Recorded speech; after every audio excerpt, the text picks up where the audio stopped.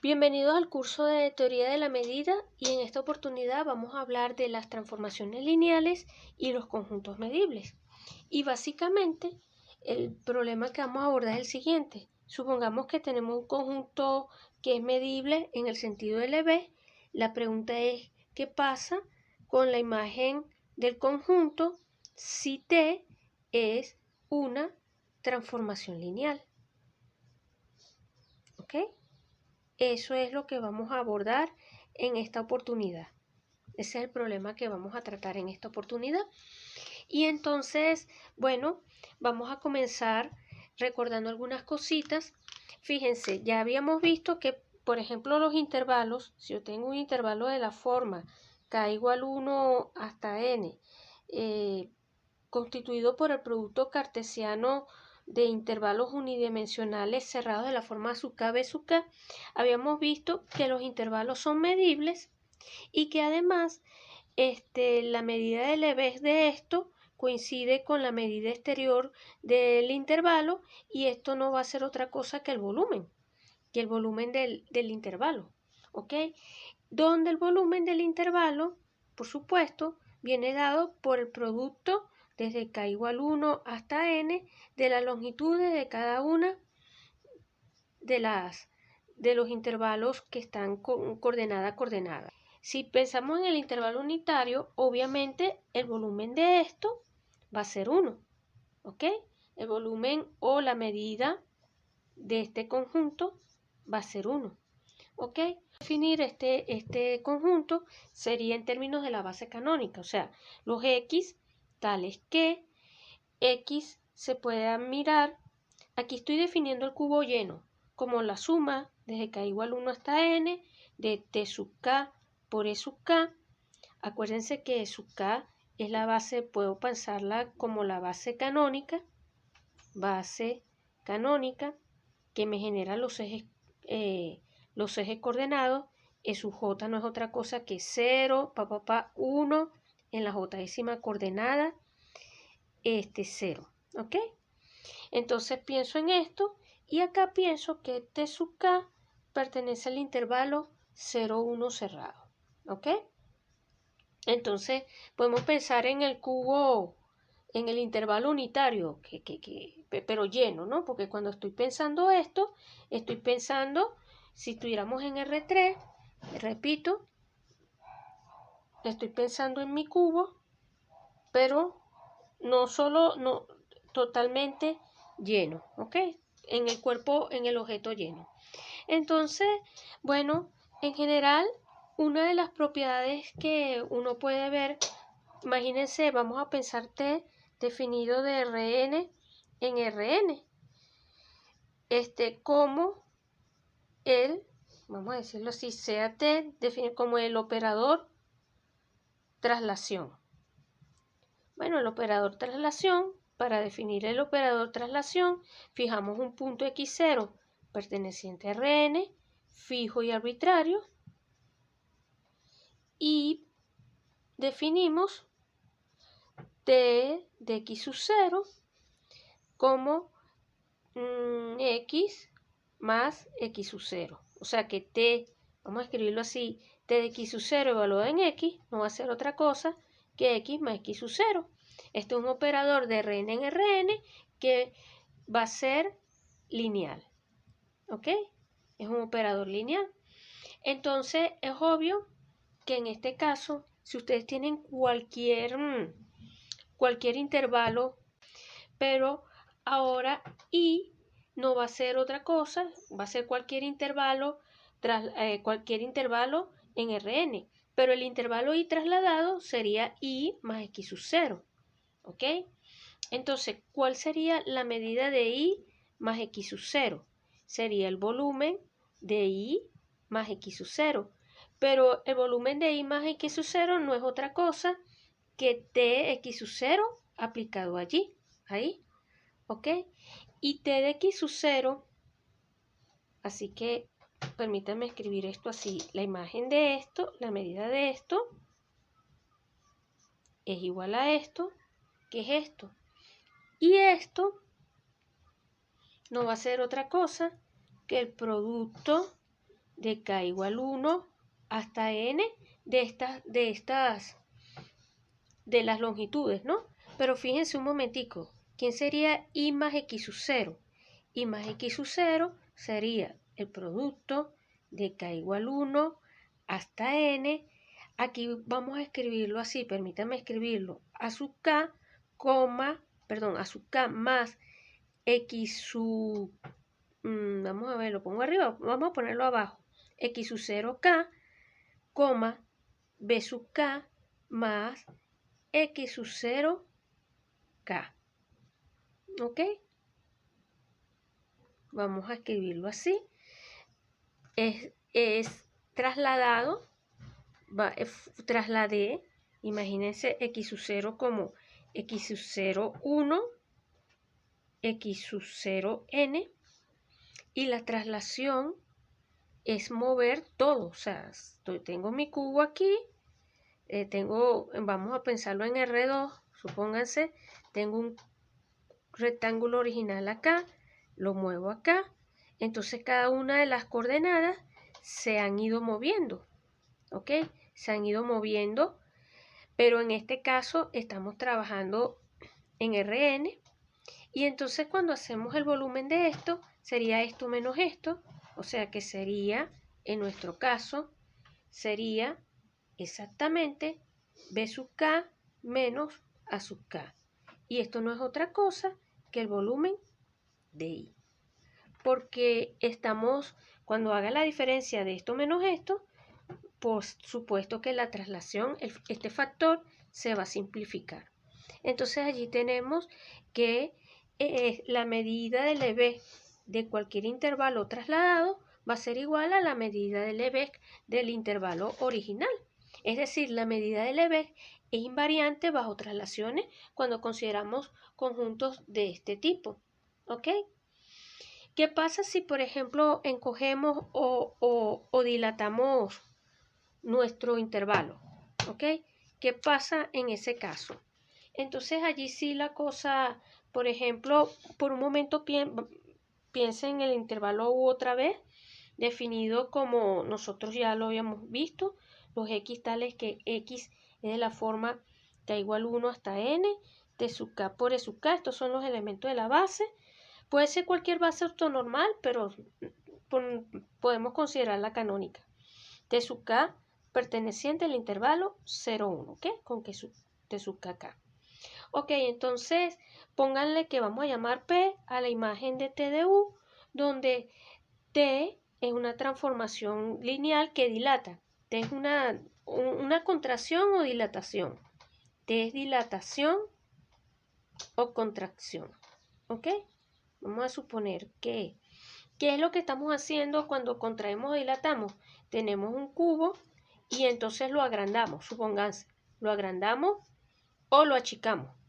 ¿Ok? Tenemos un intervalo, si fuesen una sola variable, lo estiramos, ¿verdad? O lo encogemos. Lo agrandamos o lo encogemos, dependiendo de la dimensión en la que estemos, ¿no? Si en R3, etc.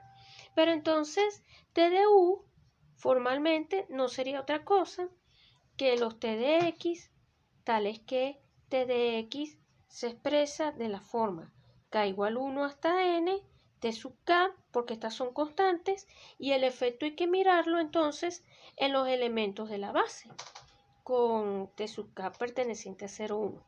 ¿Ok? Entonces, la acción de la transformación actúa sobre los elementos de la base, como les dije. Y en ese caso, entonces, la medida de T de U, que no va a ser otra cosa que el volumen de T de U, va a venir dado por ¿qué cosa? Por el determinante de la transformación multiplicado por el volumen o por la medida de U. ¿Ok? En el caso concreto que tengamos una dilatación, por ejemplo, si T es una transformación lineal, tal que su matriz asociada fuese una cosa como esta, alfa 1, acá puro 0, 0, alfa 2, 0, y así seguimos hasta acá, hasta alfa n. entonces el determinante de t en este caso no va a ser otra cosa que el producto desde k igual 1 hasta n de los factores alfa k. ¿Ok? Y entonces la medida de este conjunto va a ser esto multiplicado por esto. Si estamos considerando nuestro cubo unitario, si estamos considerando nuestro intervalo unitario, pues lo que nos va a quedar es este factor que está acá nada más. ¿Ok? Ahora bien, por un momento pensemos o digamos lo siguiente, ¿no? Vamos a pensar, ya hemos establecido que si tenemos un intervalo, TDI, repito, la medida de TDI va a ser igual al determinante de T. Acuérdense que este siempre va a ser, en este video, siempre T es una transformación lineal. T, transformación lineal, vamos a decirlo así, permítanme. Si T es intervalo y T es transformación lineal, esto va a ser determinante de esto por la medida de esto. ¿Ok? Tenemos eso que está allí. Permítanme llamar a esto, no sé, C. Vamos a denotar esto en lo sucesivo, vamos a denotar esto C de constante. Entonces vamos a demostrar lo siguiente, que si E es un conjunto que está en M y T es una transformación lineal, entonces la medida de T de E va a ser C por la medida de E. ¿Ok? Permítanme entonces decir esto más formalmente como el siguiente teorema. Un teorema o una proposición.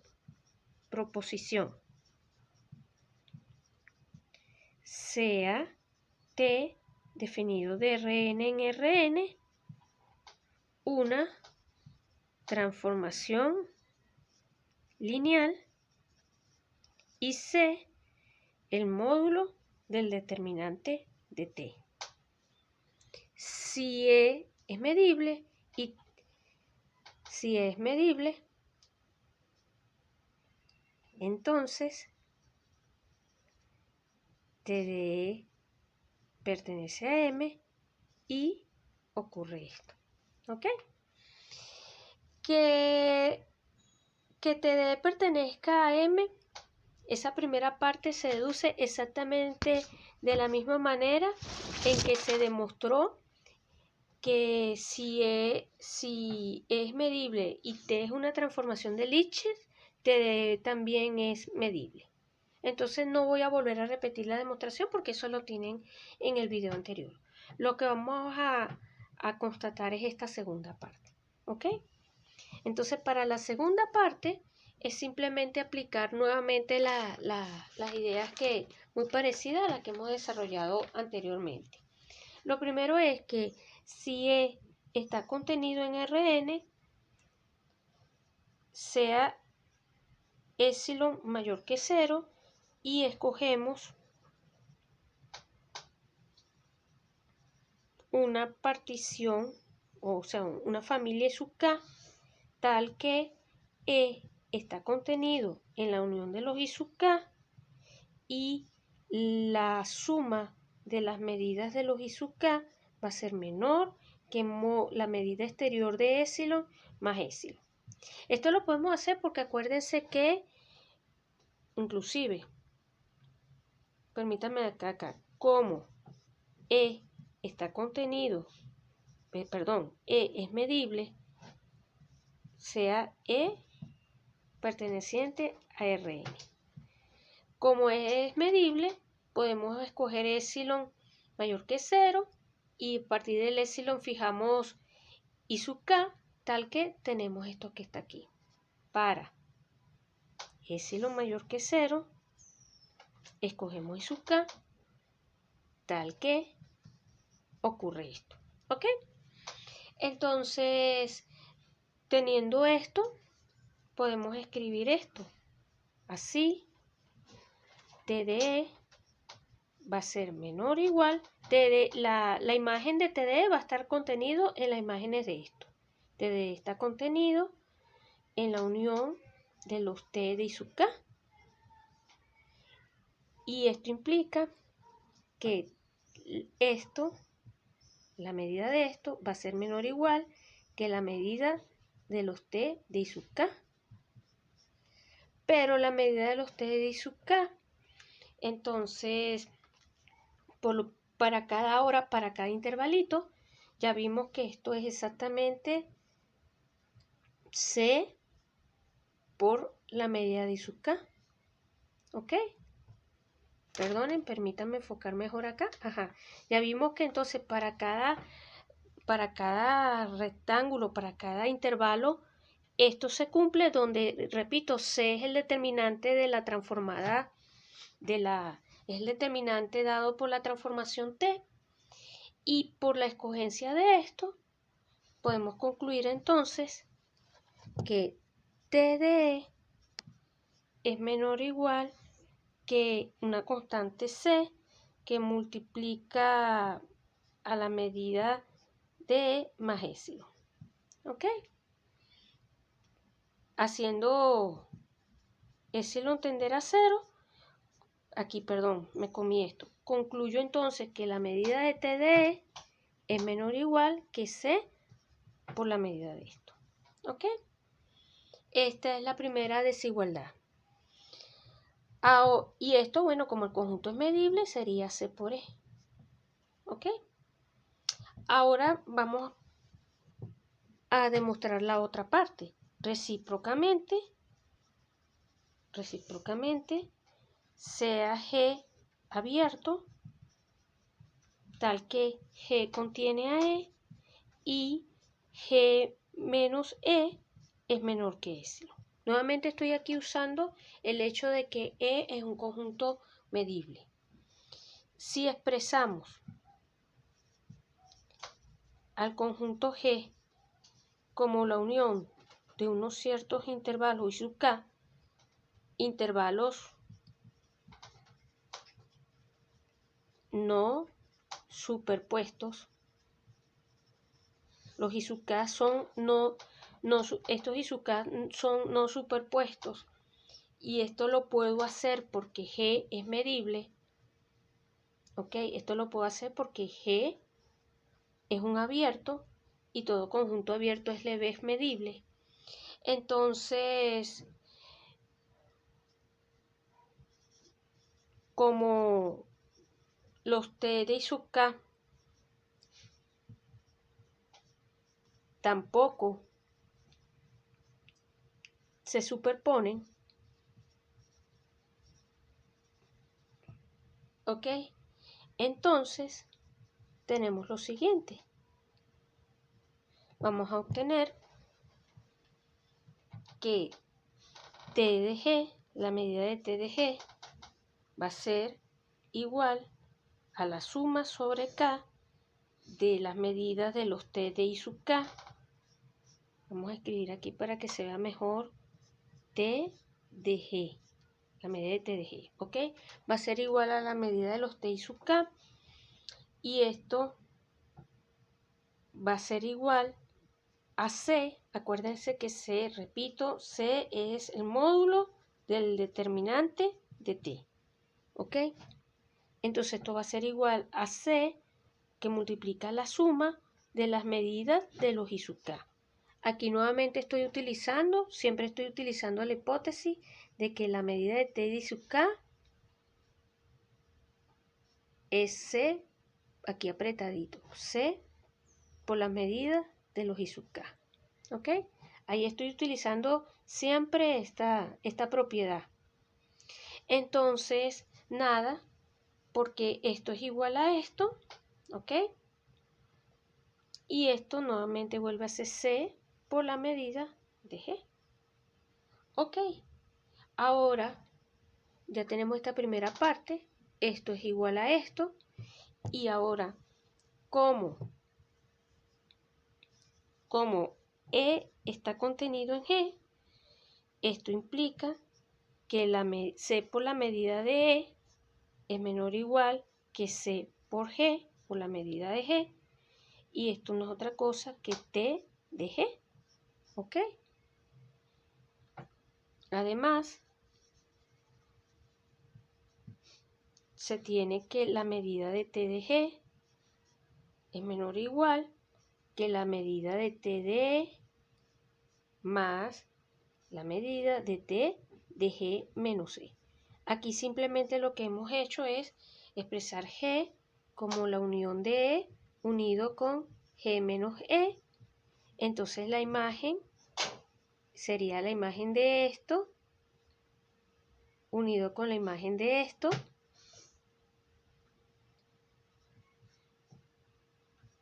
Y tomo las medidas y uso la subaditividad. Entonces tenemos esto que está acá, ¿verdad?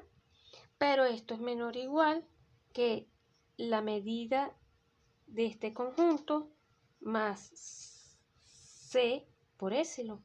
Porque acuérdense que esto que está aquí es menor que épsilon. Lo que está adentro es menor que épsilon. Entonces, acuérdense que por acá, repito, G menos E, esto era menor que épsilon. ¿Ok? Entonces, bueno, tenemos esto que está acá. Esto va a ser menor que entonces C por épsilon. ¿Qué estamos concluyendo entonces? Esta cadena de desigualdades más esto, lo que me permite decir es que C por la medida de E es menor o igual que esto, la medida de esto, más C por épsilon. ¿Ok? Y esto implica entonces que C por la medida de E, si épsilon lo hago tender a 0, ahora haciendo esto tender a 0, vamos a obtener que esto va a ser menor o igual que esto que está acá. ¿Ok? Tenemos la otra desigualdad, por lo tanto, esto va a ser igual a esto que está acá, que era lo que se quería demostrar.